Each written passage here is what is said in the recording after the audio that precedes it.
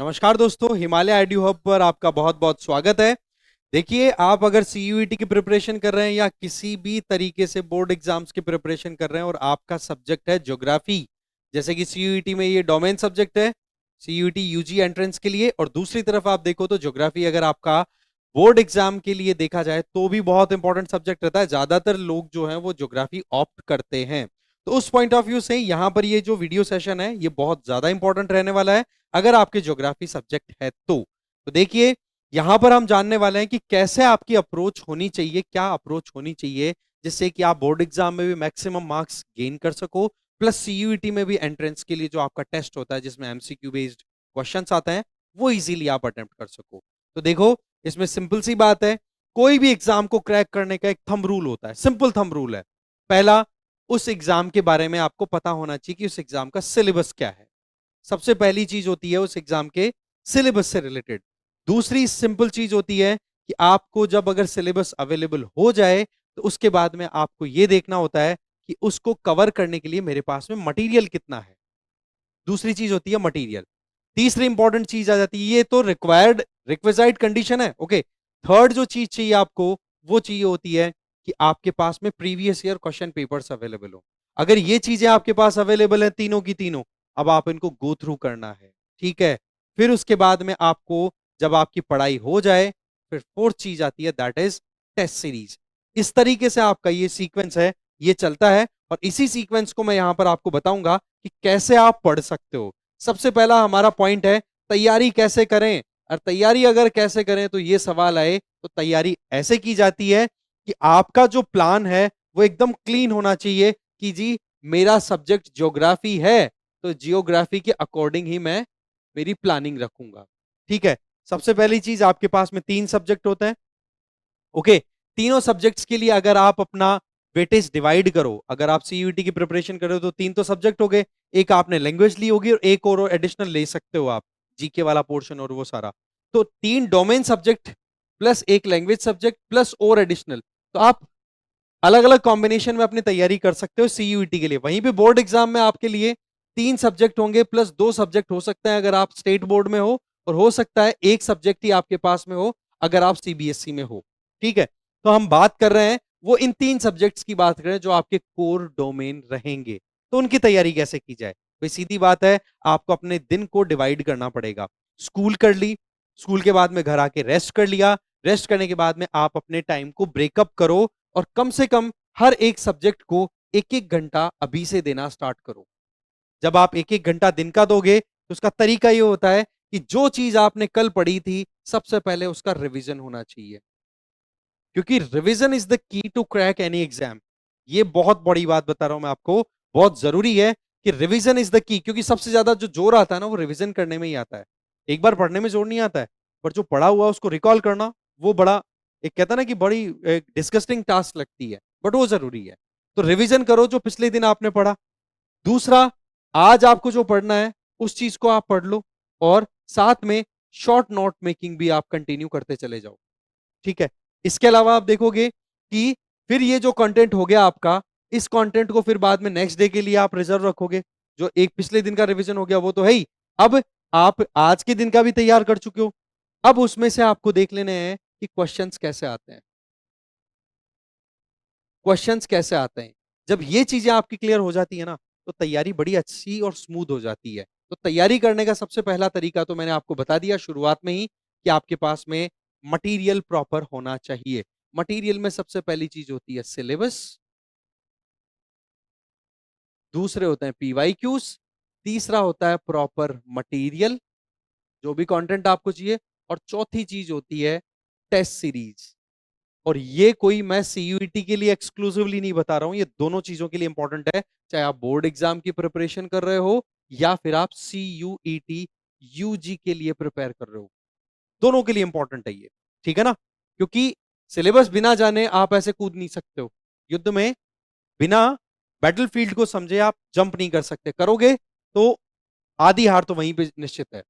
PYQs को जानना इसीलिए जरूरी है कि कहां से कौन से क्वेश्चन किस तरीके से आते हैं। भाई सीधी बात है, कहां से डिस्क्रिप्टिव क्वेश्चंस आते हैं, हर एक चैप्टर का अपना वेटेज होता है। अगर बोर्ड एग्जाम की बात करो तो वेटेज के अकॉर्डिंग आपको देखना है कि एमसीक्यूज ज्यादा आ रहे हैं, फिलअप्स आ रहे हैं, शॉर्ट आंसर आ रहे हैं, वेरी शॉर्ट आंसर आ रहे हैं, लॉन्ग आंसर आ रहे हैं, तो वो पैटर्न आपको पता होना चाहिए। पैटर्न जब आपको पता होता है तो चैप्टर को आप एक बार लर्न करो अच्छे से, एक बार पढ़ दो, अब उसमें से आप क्वेश्चन आंसर निकालने की कोशिश करो। ठीक है, आजकल बहुत कुछ आपको अवेलेबल रहता है। वैसे यहां पर हम इस प्लेटफॉर्म पर क्वेश्चन आंसर्स को इसी तरीके से एनालाइज करेंगे कि कैसे कैसे क्वेश्चन से आपके लिए आ सकते हैं बोर्ड एग्जाम में प्लस सीयूईटी एग्जाम में। ओके, तो ये ध्यान रखें। मटेरियल की बात करें तो देखो, मटेरियल का मैंने आपको बताया कि मटेरियल तो बहुत इंपॉर्टेंट है। मटेरियल हमेशा एक सेलेक्टिव होना चाहिए। नहीं, जनरली क्या होता है कि आप बहुत ज्यादा डाइवर्सिफाइड मटेरियल जब इकट्ठा कर लेते हो, एक ही टॉपिक को 3 जगह से पढ़ोगे नहीं होगी तैयारी ढंग से। एक टॉपिक को एक जगह से पढ़ो और उसको रिवाइज करते जाओ, ये फंडा होता है, सिंपल सा। ठीक है, तो सेलेक्टिव मटेरियल में सबसे इंपॉर्टेंट है आपकी जो एनसीईआरटीज की बुक्स हैं वो, प्लस अब एनसीईआरटी की बुक है तो इसमें अगर बोर्ड एग्जाम के लिए आप प्रिपेयर करते हो तो देखो कुछ पार्ट जो है वो एलिमिनेटेड है, तो आप उनको अच्छे से तैयार करो।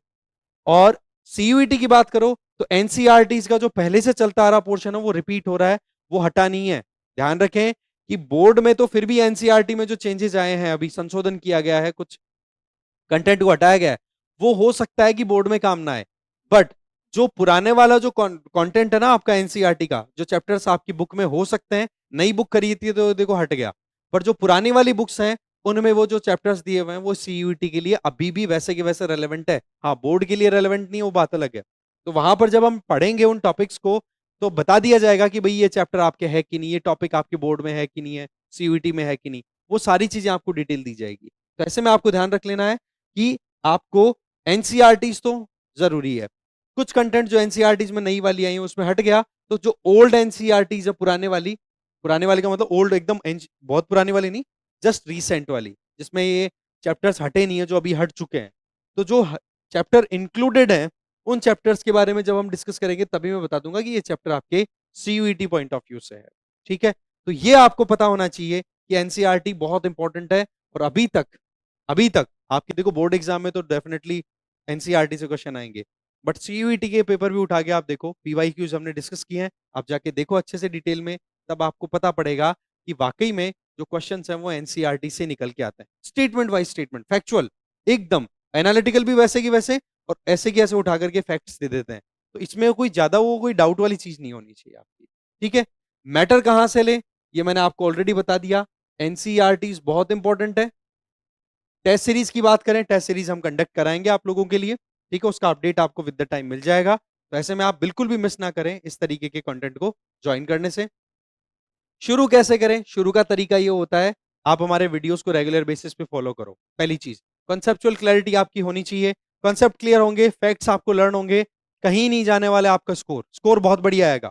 ठीक है, इसके अलावा क्या नहीं पढ़ना, भाई सीधी बात है, बहुत सारी चीजें ऐसे होती है, बहुत सारा डेटा आ जाता है आपके सामने कि भाई टेबल है, पूरी टेबल छपी हुई है आपके सामने, ठीक है, पेज पे, क्या याद करें टेबल, इतनी सारी टेबल तो पता नहीं कितनी सारी हैं, अब टेबल में पढ़ना क्या है वो चीज आपको पता होनी चाहिए। और वो पढ़ने का तरीका होता है जब आप पीवाईक्यू सॉल्व करते हो बोर्ड एग्जाम के और सीयूईटी के, और वो हम यहां पर करवाएंगे आप लोगों के लिए, तब आपको पता पड़ेगा कि कौन सा डेटा इंपॉर्टेंट है कौन सा नहीं है। ठीक है, उसमें जैसे मैक्सिमम, मिनिमम, एवरेज ये निकालना, और आप किस देश से बिलोंग करते हो, जैसे इंडिया, तो इंडिया से संबंधित जो डेटा है वो इंपॉर्टेंट हो जाता है। तो इस तरीके से आपको एक अप्रोच डेवलप करवाई जाएगी। और देखो, तैयारी करने वाले जो सक्सेसफुल लोग होते हैं ना, तैयारी करके जो लोग सफल होते हैं, वो कुछ अलग काम नहीं करते, करते तो काम वही है, पर काम करने का तरीका बड़ा अलग होता है।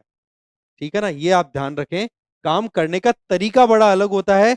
काम वही करना है जो सब करते हैं, बट काम करने का तरीका हमें बदलना है, वो चीज। टारगेट, देखो जी सीधी बात है, ड्रीम कॉलेज में पहुंचना है सीयूईटी यूजी क्रैक करके, और बोर्ड्स में 90 प्लस स्कोर करना है, सिंपल एज दैट। ये टारगेट एकदम क्लियर।